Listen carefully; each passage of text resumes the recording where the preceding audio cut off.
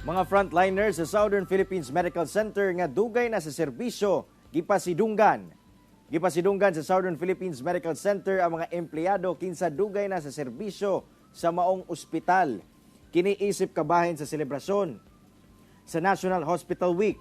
Gilangkuban kini sa doctors, nurses ug uban pa nga nagserbisyo sulod sa 20 ngadto sa 40 ka tuig.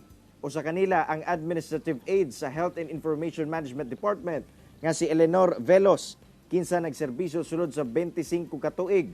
Sa mong event mitambong si ACT-CIS Representative Erwin Tulfo. Sa iyang mensahe, iyang gipahimug-atan nga lakip sa iyang ginaduso mao ang usbaw sa sweldo sa mga frontliners. Ang pagpasidungog sa mga empleyado paagi sa pagpasalamat sa SPMC sa serbisyong gihatag sa ilang mga empleyado alang sa ilang mga pasyente.